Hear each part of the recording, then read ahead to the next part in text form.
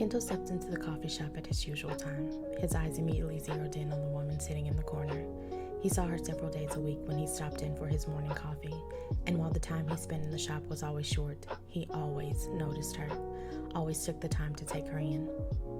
He'd first noticed her 6 weeks ago, what he assumed was her first time in. The shop tended to house the same creatures of habit, and he hadn't recognized her. Even if there had been a full house during that hour of the morning, he still would have noticed her. Kento had seen plenty of beautiful women, but beautiful seems like an insignificant word to describe her. His alpha instincts had almost taken over in a way they hadn't since he was a teenager when he first laid eyes on her. She always sat in the same spot, the rays of the morning sun breathing over syrup-colored skin, bathing her in the light like some sort of deity. "Apologies, Nanami-san," Mika stated. "The machine wasn't working and needed maintenance. It'll be a few more minutes." "That's fine." He paid for as usual and decided since he had time to kill, he'd introduce himself. He approached her table, unsure of what language she spoke. He didn't think she was native to Japan, but people said the same about him. He went with the limited amount of English he knew. "Hello." She looked up at him with warm honey eyes. "Can I?" he asked, gesturing to the seat. She smiled and gestured at it. "Sure, it isn't taken," she responded in fluent Japanese, and Kento took a seat. "Thank you. I'm Nanami Kento. I've been Sailor. I've seen you here a few times." She gave him another smile. "I've seen you too. You're a creature of habit. You get the same thing every time you come in." Kento chuckled. He assumed she knew that because he had never typically had to wait for his order. But with the new barista they hired, and now the coffee machine malfunctioning, he didn't mind having to wait for it at her table, though there were plenty of empty ones he could have sat at. His view was far better where he was. From afar, she was gorgeous. Up close, she was a vision, like something from the realm of the gods. If he were a man that believed in such things, he'd ask what beautiful mythical creature she hailed from. It was a cheesy thought, something he attributed to spending too much time with Suguru, but he had no other way of describing it. "You're a creature of habit yourself," he responded. "You're in here at the same time on the same days." "I am. It's a nice spot to get some work done." Kento's eyes drifted to the laptop at the side of the table. "My apologies. Am I keeping you from it?" "No. I'm waiting for a reply from a client." She picked up her cup. "What are you drinking?" "Today is ginger tea with lemon." "Do you try something new each time you come?" Kento asked, leaning back in his seat. "I do. I haven't chosen a favorite yet." "What's your poison?" "Coffee. Black. 2 sugars." "I see that," she replied, and Kento chuckled. His nostrils flared as the front door opened and an Omega walked in. He scrunched his nose because they were dangerously close to heat. He did miss the way his table mate touched one of the patches over her scent glands. Kento assumed she was an Omega. Betas had no reason to wear patches, and most outfits forewent them to attract potential mates. "Nanami," Mika called, and he turned to where she placed his coffee. "That's you," she said with a soft smile. "It was nice meeting you, Nanami." "Kento, please." He had no use for formalities with her because he didn't plan on them being strangers for long. "It was nice to meet you as well, Sailor. I'll see you next time." It was a bold move, assuming she'd allow him to call her by her given name, but that was how it was in other countries, so he was hoping she wouldn't mind. Kento grabbed his coffee and glanced back at the table to receive a small wave. He returned it before exiting the shop and heading to the office. The workday was short. Kento finished all his financial reports and touched base with the clients he needed to. When 4 o'clock rolled around, he left early, the perks of deciding to open his own small financial firm. He was scheduled to meet 2 of his friends at 5 and decided to stop at the bakery down the block to get Satoru some sweets, hoping whatever he wanted to talk to them about would be quick with the promise of sugar following. Once he had the confections procured, he headed to the train station. The train ride was quiet. It wasn't quite quitting time for the majority of workers, and he was able to find a seat. When he made it to his stop, he walked the 9 blocks from the station to the luxury condo building. He took the elevator to the top floor and the doors opened up to Satoru's front door, the only condo on that floor. He pressed the bell, and the door opened after a brief wait to reveal Suguru. He wasn't surprised the other man had gotten there a bit early, too. Kento removed his shoes and greeted the other man as he slipped his feet into a pair of guest slippers. When he entered the open floor plan, he found Satoru sitting on the couch, feet kicked up on the coffee table and sketchbook in hand. He placed the box on the kitchen counter and grabbed a drink from the fridge. He leaned against the counter as he opened it. "Is he drawing something he wants you to make for him?" Kento asked. Suguru shrugged. "I have no idea what he's drawing, but he's been concentrating hard on it. He wouldn't even get up to let me in. I used the code." They'd been friends since high school, and they lived together during university to save money. Not that Satoru needed to. They knew the code to each other's homes, but they seldom used them unless necessary. Well, he and Suguru didn't. It was nothing for Satoru to let himself in after knocking once. The two went over and took a seat on the love seat and in an armchair. "What are you drawing, Satoru?" Kento asked. "An angel in human form." "What?" Suguru asked. A woman came into the club Friday night and she was absolutely beautiful, which doesn't do her justice. Suguru snorted. The older you get, the cornier you get. Did you speak to this angel in human form? Kento asked. No. I had to take care of a few things, and by the time I got back, she was gone. And do you know, Toji was absolutely useless. I showed her to him on the security tape, and he couldn't remember her name. He sees hundreds of people nightly, whether they're going into the club or the casino. You can't really expect him to remember every name, Kento defended the other man. Not every name, just hers. Satoru finished, turning the sketch pad towards them, and Kento was glad he wasn't drinking because he might have spit it out.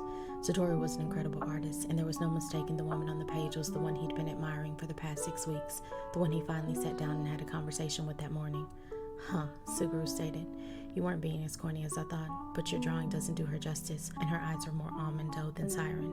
Kento and Satoru looked at him, but it was Satoru who spoke. You know her. She works or lives near my shop. I see her a few times a week when she's coming and going. What's her name? Satoru asked, Arctic blue eyes alight. I don't know. I've only spoken to her once. Kento weighed whether or not to supply Satoru with the information he seemed to so desperately want. It was clear that his friend was attracted to her, wanted the information for a reason, to use his connections to track her down. If she weren't someone Kento was attracted to also, he might not have given it a second thought and supplied his friend with her name because he knew the other man well enough to know he didn't mean her any ill will. What days do you see her, Suguru? The other man smirked at Satoru. Why would I tell you that? You'd only be competition. Well, shit, Kento thought. With as big as Tokyo was, what were the chances of the three of them being attracted to the same woman? Though it had happened twice before, once in high school and once in university. Their solution then had been to court the woman together and allow them to choose in the end with no hard feelings. It hadn't worked out the way they thought it would. Satoru had been the choice both times for what he could give them, and that hadn't been what his friend wanted. They wanted what he supplied, what they could get, not him as a person. With the admission that Suguru had seen her, spoken to her, Kento didn't see a reason to withhold her name. Not when Suguru could find out for himself, and he wouldn't put it past Satoru to sit at Suguru's shop all day, every day, until he spotted her. Her name is Selah, he supplied, taking a drink from the bottle. You've seen her too, Satoru stated.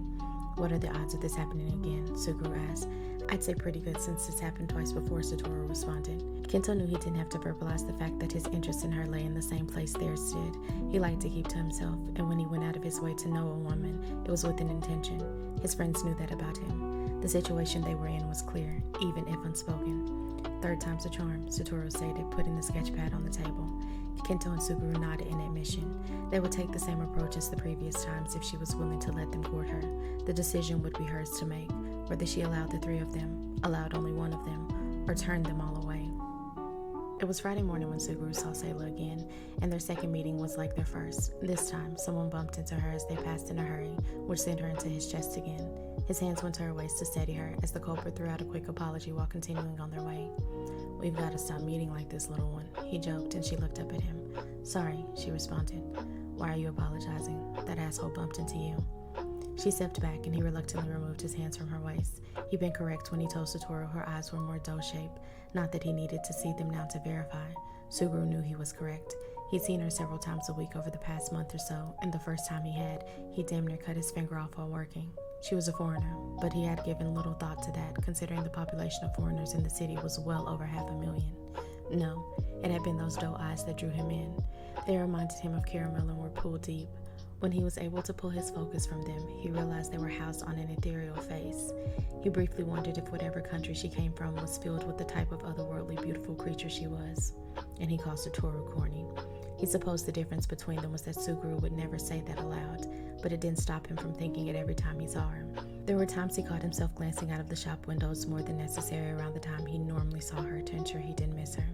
He'd been fine to chalk up his mild obsession to liking the way she looked, but when she bumped into him last time, his alpha damn near purred at the way she felt against him, and his alpha purring was something that had never even come close to happening. It was because of that he decided to approach her the next time he saw her. It was just his luck that before he could, he discovered his closest friends were in the same boat as him. Infatuated with a woman he assumed they all barely knew, though Kento seemed to have a leg up on him and Satoru. Here they were again, about to attempt to pursue the same woman. If it hadn't already happened previously, he would have thought it was the universe playing some sick joke on him, or at least him and Satoru for the shit they got into in high school and university. At this point, he damn near wanted to attribute it to divine fate. He was certain it had to be. If it wasn't, then he'd find himself in this situation with two alphas he didn't know or trust, and it would become an ugly situation. That wasn't something he had to worry about with his friends. Regardless of the end goal being her making a choice, he knew he didn't have to worry about the other two sabotaging him, and he wouldn't do it to them. He didn't hurt you. No, it just knocked me off balance. She paused for a second. I should get going. Suguru nodded. I'll take a coffee, 2 sugars, 2 creams, he joked. What makes you think I'm going to the coffee shop? She asked with a furrowed brow. You pass by sometimes with a cup from the shop, he responded with a shrug. She stared at him for a second before making a non-committal noise and giving him a small wave as she continued down the sidewalk. He watched her go before going back into his shop. He had a custom order to work on, and while he'd originally planned to start it Monday, his client had approved the design, and it never hurt to get it out of the way. A few hours had passed and Suguru was taking a break on the piece to wrap up a few items a walk-in bought to ship out Monday when the bell over the door went off. He looked up and found Sayla walking in. She approached the counter, putting the to-go cup on it. Coffee, 2 sugars, 2 creams. Suguru was a little surprised because he'd been joking. He was sure she knew that, but he wouldn't complain. It gave him another opportunity to talk to her. Thank you, little one. My name is Sayla, and I'm not little. He smirked at her. Suguru, and that depends entirely on who you ask. She was right. She was far from little. He'd have to be blind not to notice curves he'd have no problem taking for a ride, ample breasts, and a luscious ass. She was, however, little compared to him. She chose not to respond, instead turning to look at some of the pieces in the store. He took a drink of the coffee as he watched her run her fingers delicately over a few of them. These are beautiful, she stated. Where did you get them? Thank you. I made them. Wow, they're incredible. You're talented. My hands are, at least, he responded, and she hummed absentmindedly in acknowledgement as she moved to other pieces. Do you work here alone? I only ever see you. That statement should not have stroked his ego the way it did, but he allowed it to because it meant she'd noticed him as much as he'd noticed her if she knew he was typically the only one in the shop. I have someone that works Saturday and part-time in the afternoon a few days a week. They usually come in after you've headed back for the day. She turned her attention to him.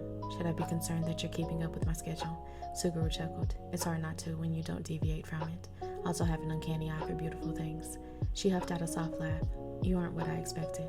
I'm not, he asked, taking another drink. At all. I got the feeling you don't like or deal with most people. I don't, he responded.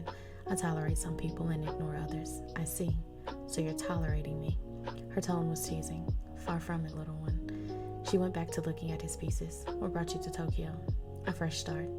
How long have you been here? Suguru knew when he'd first seen her, but that didn't mean it was how long she'd been there.